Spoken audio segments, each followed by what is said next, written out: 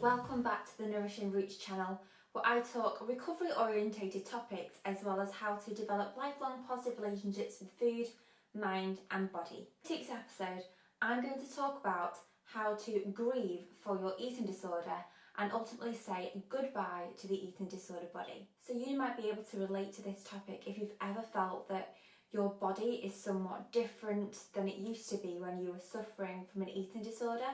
And even if you're still suffering now, you may feel that your current body, in the way that it looks and feels, is completely different to a few months ago, or even weeks ago, or even years ago. And often we can look in a mirror, whether it's at home or in a changing room, and think, oh my gosh, who is that person staring back at me? That's not me. But that is you, and what you're focusing on there is just the exterior. And I think it can be very hard for us, especially if we've ever lost a significant amount of weight when we've had an eating disorder, to say to ourselves that I am a new person now and I've rebuilt myself in a positive way. And sometimes saying goodbye to the eating disorder body can feel as though we're letting go of someone that we love. And even though we might feel that way, it's a very false sense of love, because we know deep down that the eating disorder isn't very loving at all. It never really ever gave us any positive thoughts or self-esteem. It always used to beat us up when we felt that we hadn't performed good enough or done things good enough. It made us feel like we had to be perfectionist all the time and somehow less than worthy as people. But what we have to do, no matter what you currently weigh or what you feel you look like in a mirror, is say that this is the person who I am now in this moment, and that regardless of how much I used to weigh, regardless if it's a few pounds less, a few stones less, or your vision of how you looked potentially better at a lower weight, you have to say to yourself that that's not me anymore. And ultimately, this is a much better version of yourself, because hopefully you'll feel much more freer from disordered thoughts around food. You'll feel more able to go out with friends and family. You feel like you're slowly but surely rebuilding your life back. But quite personally, I don't feel as though early on in my recovery journey I was given the opportunity, or I gave myself the opportunity, to see my old body as something that I could kind of grieve for or get rid of out my mind. Because often when we all have a bad day, sometimes I would think that, oh God, I wish I was slim again. It gave me such a sense of security and that I was a good person, and I kidded myself into thinking that I'd be so much better off if I could sneak myself back into this slimmer body who I felt was more in control, more lovable and more got her life together. But I know that wasn't true, and that the body that I was and the body that I am now is so much more of who I am.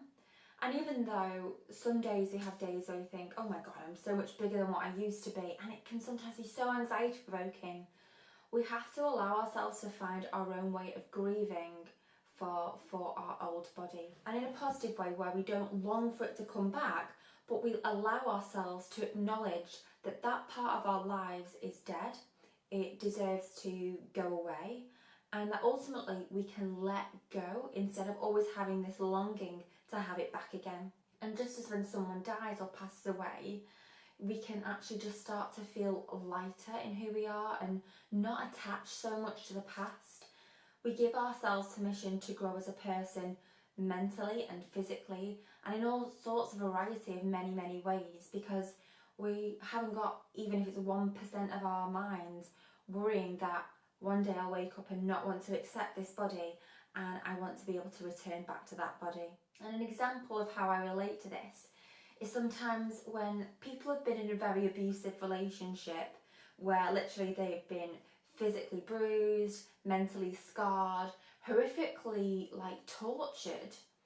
Some people, when they leave that relationship, although they're really motivated to leave, and they eventually do, at a weak point of their life, or a time when they feel not good enough, unworthy, out of control, they will often go back to that negative relationship and get trapped in that whole vicious cycle again. And I think it's so very true for us who've had an eating disorder, because when days don't seem that good, or we feel like we might be suffering from a bit of anxiety or depression, there might be that longing that if I just restricted today, or if I could just get my body to be slim again, then I'd be happy, then I'd have my life together. And you know what? no, we can't have that as an option anymore. We've all come too far on this journey to let that get in the way and for us to resort back and undo all that hard work that we've done to get where we are now. Because deep down, I know you like me would know that if we ever did resort back to those behaviours, we'd end up exactly where we were maybe a few months or years ago, back in a position of feeling even more depressed, even more worthless, and ultimately on a journey to death rather than living a fulfilled life.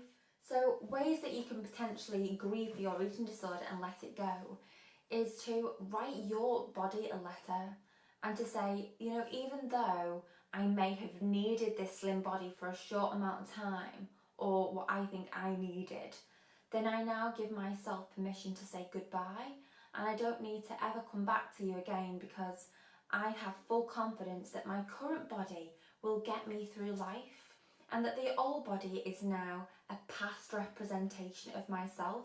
And just like someone who's passed away, I can no longer physically reconnect with you anymore.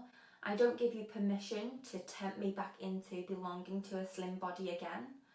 And ultimately, I want to give myself permission to move forward, regardless of what body I currently have on my shoulders and how much space I feel that I fill up in the world. You can also simply write the word old body or slim body or whatever body on a piece of paper and throw it in a stream and allow it to just float away while you see it just drown or just wander off into the distance.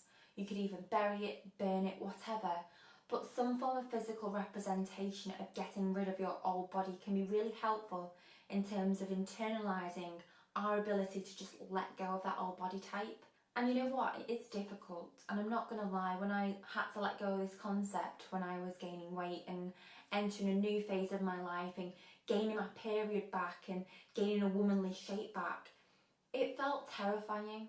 It honestly felt so terrifying that I would never be able to, you know, grasp onto the so-called safety of a slim body that seemed weak and feeble in the world and needed to be looked after. But you know what, we all need to get the confidence right now to say this is who I am. And ultimately what matters is not my body. As long as it's physically healthy enough to help me move forward in life, then the most thing that is important is who you are as a person and how fulfilled you feel in life. And that ultimately is the most important thing that you can work on. So to not blabber on with this video, I just want to ask you one more question.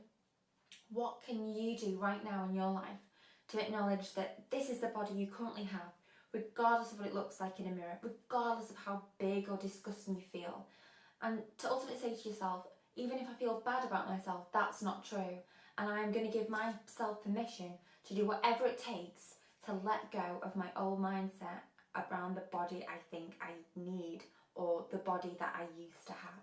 And quite honestly, once you do that, I'm sure, like me, you'll feel a whole weight lifted off your shoulders, and that, you know, you don't feel this need that you'll ever be able to resort back to it again, because it is a domestic relationship where you will be abused, tortured, mentally horrified by what this eating disorder will make you do.